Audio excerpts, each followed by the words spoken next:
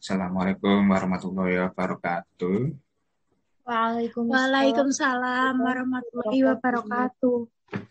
Kami dari kelompok 1 MSTM akan menjelaskan materi mengenai eksistensi manajemen sumber daya manusia dalam organisasi. Yang pertama, perkenalkan, nama saya Sarul Febrian Rizky dengan NIM 2301261 dari Universitas Muhammadiyah Gresik. Saya Nadia Nika Widyastari dengan NPM 20.01.01.0069 dari Universitas Muhammadiyah Magelang.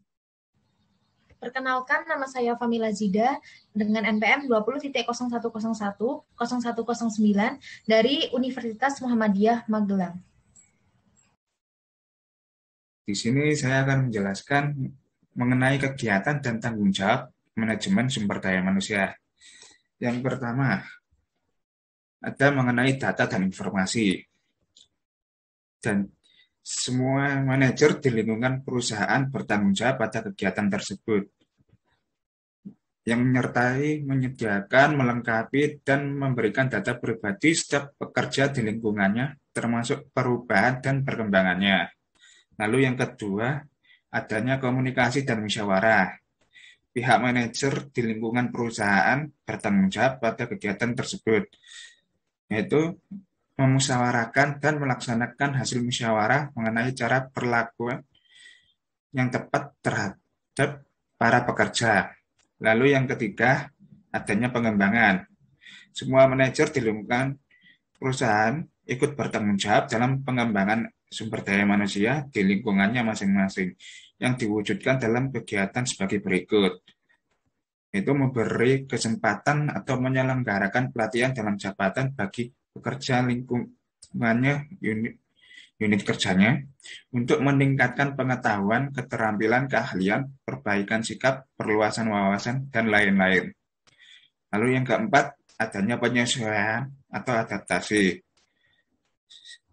Di sini setiap manajer di lingkungannya atau suatu perusahaan maupun industri memikul tanggung jawab membantu pekerja agar dapat menyesuaikan diri dengan lingkungan dan kondisi kerjanya.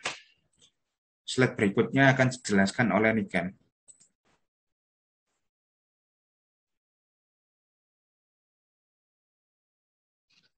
B. Manajemen SDM dalam organisasi dengan jaringan kerja. Inti persoalan yang dihadapi organisasi, khususnya perusahaan dan industri, tidak berubah, yakni bagaimana mewujudkan dan mempertahankan sukses dalam kondisi persaingan bisnis yang menjadi semakin berat dan tajam.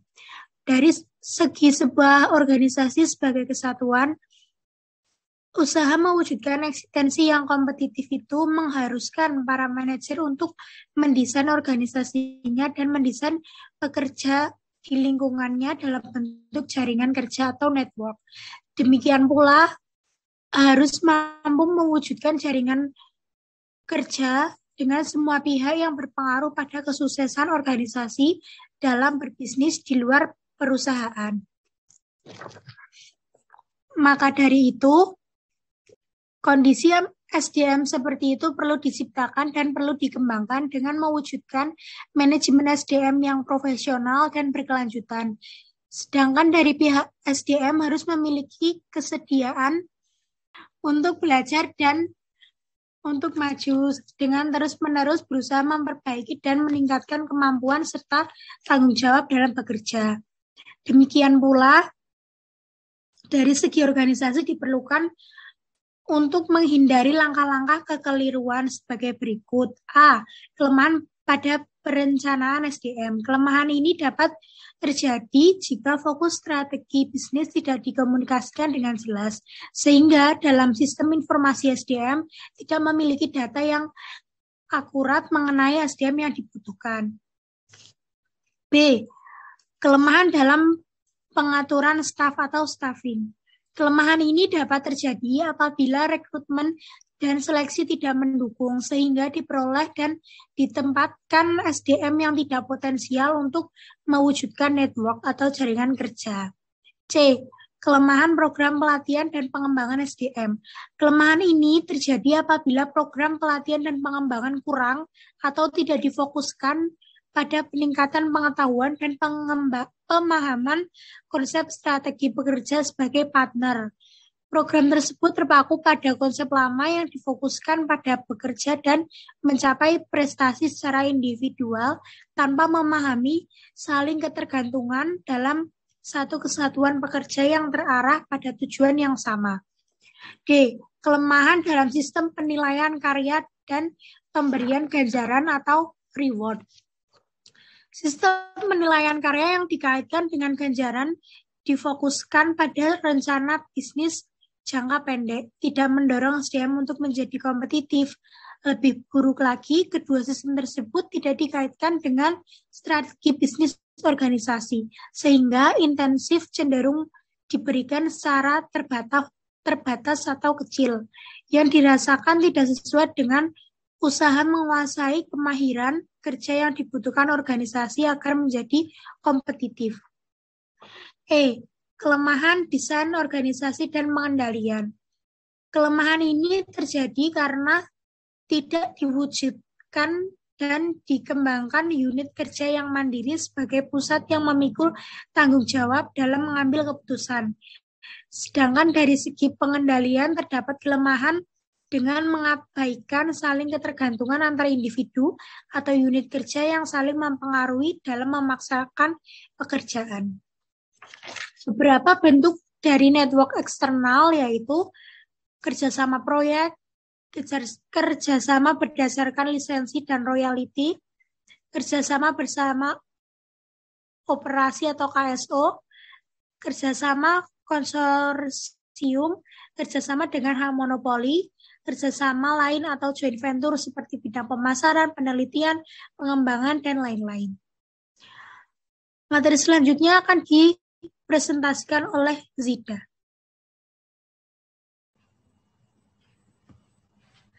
Baik, saya akan melanjutkan presentasi dari Mbak Niken yang akan saya sampaikan, yaitu tentang keuntungan manajemen sumber daya manusia. Ada 4 keuntungan dalam manajemen sumber daya manusia. Yang pertama, keuntungan dalam pengorganisasian. Keuntungan dalam pengorganisasian yang pertama, perusahaan akan memiliki sistem informasi sumber daya manusia yang akurat. Dengan informasi yang akurat mengenai sumber daya manusia, maka perusahaan akan mudah membantu untuk mampu memberikan kontribusi yang maksimal. Yang kedua, organisasi akan memiliki hasil analisis pekerjaan berupa deskripsi atau spesifikasi pekerjaan yang terkini. Dengan kata lain, akan dimiliki pokok dalam garis lini yang paling tepat untuk dilaksanakan dengan mengurangi kegiatan yang tidak relevan dengan usaha mencapai tujuan organisasi secara maksimal. Yang ketiga, perusahaan memiliki kemampuan dalam menyusun dan menetapkan perencanaan sumber daya manusia yang mendukung kegiatan bisnis. Dengan adanya begitu, sehingga pekerjaan dapat termanfaatkan secara maksimal sesuai dengan strategi bisnis organisasi. Yang keempat, organisasi akan mampu meningkatkan efektivitas dan efisiensi rekrutmen dan seleksi tenaga kerja. Dalam menghadapi perubahan lingkungan bisnis dan karakteristik yang semakin berat dan tajamnya persaingan, maka perusahaan wajib melakukan hal ini. Yang kelima, organisasi dapat melakukan kegiatan sosialisasi secara terarah. Kejelasan tugas akan mempermudah pelaksanaan sosialisasi bagi setiap pekerja baru atau lama yang mengalami promosi atau mutasi. Dengan demikian, pekerja akan dapat dipersiapkan secara fisik dan pekerja akan dapat dipersiapkan secara fisik dan mental dalam menghadapi tugas-tugas pokok yang akan dilaksanakannya. Yang keenam, organisasi dapat melaksanakan pelatihan secara efektif dan efisien. Untuk itu, akan diketahui dan ditetapkan secara tepat kebutuhan pelatihan bagi setiap pekerja agar secara terus-menerus memenuhi kesesuaian dengan pekerjaannya. Yang selanjutnya, organisasi dapat melaksanakan penilaian kerja secara efektif dan efisien yang hasilnya dapat dipergunakan secara maksimal dalam melaksanakan kegiatan manajemen sumber daya manusia yang lainnya. Selanjutnya, organisasi dapat melaksanakan program pembinaan dan pengembangan karir sesuai dengan kondisi dan kebutuhan. Yang selanjutnya, organisasi dapat melakukan kegiatan penelitian yang bermanfaat mengenai sumber daya manusia. Dan yang terakhir, organisasi dapat menyusun skala upah dan mengatur kegiatan berbagai keuntungan atau manfaat lainnya dalam mewujudkan sistem balas jasa bagi para pekerja. Keuntungan yang kedua yaitu keuntungan fungsional. Fungsi manajer yang paling penting adalah sebagai pengambil keputusan dan penentu kebijaksanaan yang akan diwujudkan menjadi pekerjaan oleh para pekerja. Kemudian akan diperoleh keuntungan sebagai berikut. Yang pertama, manajemen sumber daya manusia merupakan kegiatan yang mampu melayani informasi bagi para manajer. Yang kedua, manajemen sumber daya manusia bersama manajer bidang lainnya akan dapat melakukan kontrol secara efektif, terarah, dan objektif. Yang ketiga, memberikan pengertian, pemahaman, dan keyakinan bahwa proses pengembangan sumber daya manusia bukan merupakan pemborosan dana, waktu, dan fasilitas. Yang keempat, para manajer memahami peranan kompensasi dan akomodasi untuk meningkatkan keamanan dan kepuasan kerja yang berdampak langsung bagi kesuksesan perusahaan. Yang kelima, para manajer memperoleh pelayanan berupa advice yang objektif dalam menyelesaikan masalah-masalah sumber daya manusia secara tuntas pada unit kerjanya masing-masing. Keuntungan yang ketiga yaitu keuntungan bagi para pekerja. Keuntungan bagi para pekerja yang pertama yaitu pekerja memperoleh rasa aman dan puas dalam bekerja karena diperlakukan secara manusiawi oleh pihak atasan yang memahami dan menghormati harkat dan martabat pekerjanya sebagai manusia yang sama seperti dirinya. Yang kedua, pekerja memperoleh jaminan keselamatan dan kesehatan kerja yang dibutuhkan setiap manusia dalam menjalani kehidupan sehari secara normal. Yang ketiga, manajemen sumber daya manusia memungkinkan dan mempermudah pekerja memperoleh keadilan dari perlakuan yang tidak menguntungkan. Yang keempat, manajemen sumber daya manusia memungkinkan pekerja memperoleh penilaian karya yang objektif karena kekeliruan yang disengaja atau tidak sengaja. Yang kelima, para pekerja melalui manajemen sumber daya manusia akan memperoleh upah atau gaji dan pembagian keuntungan atau manfaat yang lainnya secara layak. Yang keenam, manajemen sumber daya manusia menciptakan dan memberikan suasana atau iklim kerja yang menyenangkan, baik secara fisik atau material. Yang ketujuh, manajemen sumber daya manusia yang memutuskan perhatiannya pada peningkatan produktivitas dan kualitas melalui sumber daya manusia, memberikan keuntungan bagi para pekerja dengan memperoleh kesempatan yang cukup untuk menambah, meningkatkan, dan memperluas pengetahuan, keterampilan, dan wawasan bisnis. Yang keempat ada keuntungan bagi masyarakat. Eksistensi organisasi perusahaan berlangsung di dalam dan di tengah masyarakat karena yang membentuk dan menyelenggarakannya adalah manusia. Keuntungan tersebut antara lain yang pertama, eksistensi organisasi atau perusahaan selalu disesuaikan dengan hukum yang berlaku di lingkungan masyarakat. Yang kedua, perusahaan selalu memusatkan produksi dan pelayanannya untuk dan sesuai dengan keinginan dan kebutuhan masyarakat, khususnya konsumen. Yang ketiga, sumber daya manusia dari lingkungan setiap organisasi atau perusahaan dengan manajemen yang menempatkannya sebagai partner, menyadari secara tepat peranan masyarakat, khususnya konsumen bagi kesuksesan perusahaan. Yang keempat, pekerja sebagai suatu masyarakat khusus yang menghimpun diri dalam serikat kerja, berkepentingan pada terbinanya hubungan yang baik dengan masyarakat dan pengusaha. Selanjutnya materi akan disampaikan oleh Mas Syahrul Febrian. Kepada Mas Syahrul Febrian saya persilahkan.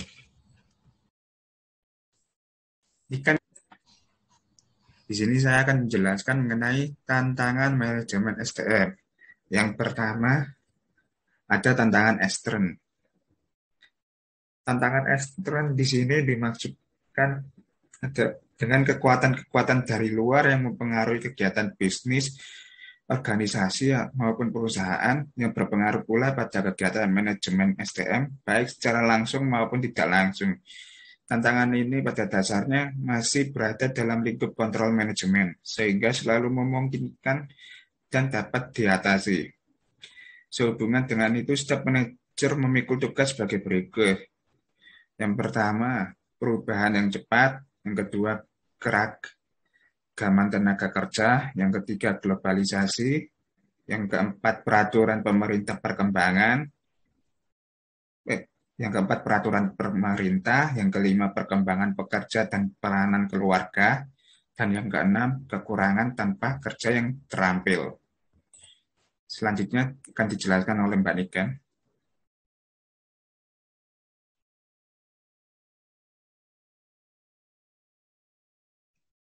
2. Tantangan intern atau keorganisasian.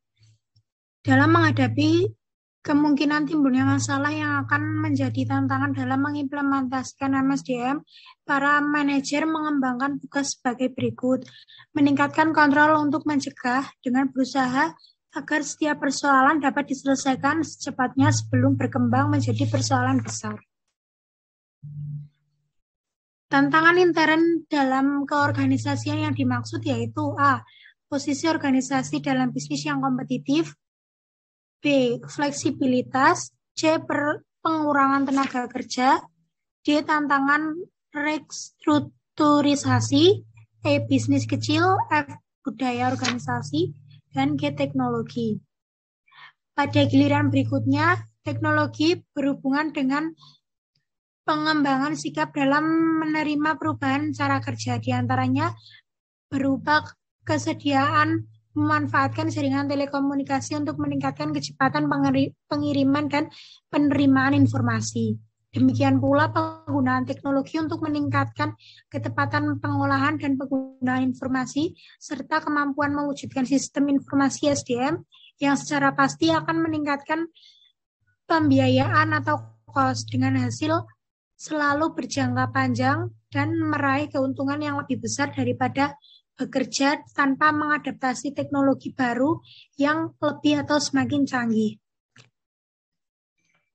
Selanjutnya akan dipresentasikan oleh Mbak Zida.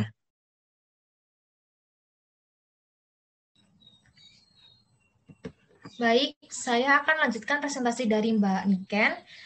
Yang akan saya jelaskan yaitu yang ketiga, tantangan individual atau profesionalitas. Tantangan ini adalah kondisi sumber daya manusia, terutama di lingkungan para eksekutif sebuah perusahaan, berkenaan dengan kemampuannya melaksanakan tugas-tugas manajerial, terutama dalam mengambil keputusan di bidang bisnis utama yang akan merefleksi pada eksistensi organisasi perusahaan.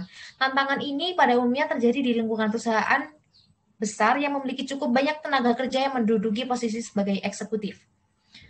Dengan kata lain, tantangan ini berhubungan dengan sikap dan cara kerja para manajer terhadap pekerjaan dan para pekerja dalam proses produksi lini sebuah perusahaan. Dalam menghadapi tantangan ini, seharusnya para manajer berusaha menghimpun umpan balik atau feedback dari para bawahan tentang kepemimpinannya agar setiap saat selalu tanggap dan siap melakukan berbagai perbaikan dan penyempurnaan. Ada beberapa bentuk dari tantangan ini. Yang pertama, keserasian antara pekerja dengan organisasinya. Strategi manajemen sumber daya manusia harus diarahkan pada kemampuan memperoleh tipe pekerja yang mampu menyesuaikan diri dengan budaya dan seluruh kegiatan bisnis organisasinya dan bukan sebaliknya. Yang kedua, tanggung jawab etis dan sosial. Di antara banyak para pekerja, norma etis dan sosial itu tidak sama satu dengan yang lainnya. Dalam keadaan seperti itu, banyak organisasi yang memandang perlu menyusun dan menetapkan kode etik, sedang yang lainnya lebih menyukai merumuskan rule of conduct sebagai norma yang menjadi tanggung jawab setiap anggota organisasi untuk melaksanakan dan mewujudkan isinya. Yang ketiga, produktivitas. Dari sudut manajemen sumber daya manusia, produktivitas diartikan sebagai ukuran tingkat kemampuan pekerja secara individual dalam menghargai hasil kerjanya dan keikutsertanya dalam menghasilkan barang atau jasa sebagai produk perusahaan. Yang ketiga, produktivitas. Dari sudut manajemen sumber daya manusia, produktivitas diartikan sebagai ukuran tingkat kemampuan pekerja secara individual dalam menghargai hasil kerjanya dan keikutsertaannya dalam menghasilkan barang atau jasa sebagai produk organisasi perusahaan. Kedua faktor tersebut dari sudut manajemen, yang pertama, tingkat kemampuan kerja dalam melaksanakan pekerjaan, baik yang diperoleh dari hasil pendidikan dan pelatihan maupun yang bersumber dari pengalaman kerja. Yang kedua, tingkat kemampuan eksekutif memberikan motivasi kerja agar pekerja sebagai individu bekerja dengan usaha maksimum yang memang memungkinkan tercapainya hasil sesuai dengan keinginan dan kebutuhan konsumen. Yang keempat, ada pelimpahan kekuasaan atau wewenang. Manajemen sumber daya manusia di lingkungan suatu organisasi atau perusahaan sangat mengutamakan prinsip pembagian pekerjaan dengan sistem desentralisasi. Di pihak lain, manusia yang menjadi pimpinan pada umumnya menyenangi sistem sentralisasi dengan kekuasaan ada pada satu orang. Dalam mengantisipasi tantangan seperti itu, seharusnya para manajer mensepakati bahwa pelimpahan wewenang merupakan kebutuhan untuk mewujudkan organisasi yang sukses. Untuk itu, perusahaan berkewajiban melengkapi para pekerja dengan keterampilan dan kewenangan menetapkan keputusan yang secara tradisional merupakan hak atau kewenangan para manajer. Dengan keterampilan dan kewenangan mengambil keputusan sesuai posisi atau jabatannya, maka setiap masalah dapat diselesaikan pada jenjang yang tepat tanpa birokrasi yang berlebih-lebihan. Yang kelima, penyaluran buah pikir. Dalam uraian terdahulu telah dikemukakan bahwa sukses organisasi atau perusahaan tidak boleh dan tidak dapat digantungkan pada satu orang saja. Perusahaan perlu meningkatkan komunikasi dengan menciptakan jaringan kerja.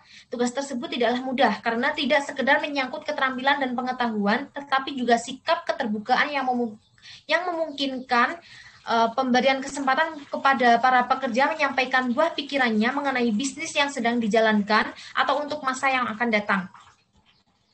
Yang keempat, ada tantangan manajemen sumber daya manusia yang lainnya. Tugas-tugas yang menjadi tanggung jawab manajemen sumber daya manusia tidaklah sederhana dan mudah, dan cenderung menjadi semakin sulit jika kurang atau tidak mendapat dukungan dari para manajer lainnya. Kondisi seperti itu mungkin saja terjadi karena para manajer bersifat tertutup. Usaha manajemen sumber daya manusia untuk mewujudkan kerjasama akan ditanggapi sebagai tindakan menginterpretasi tugas, wewenang, dan tanggung jawabnya.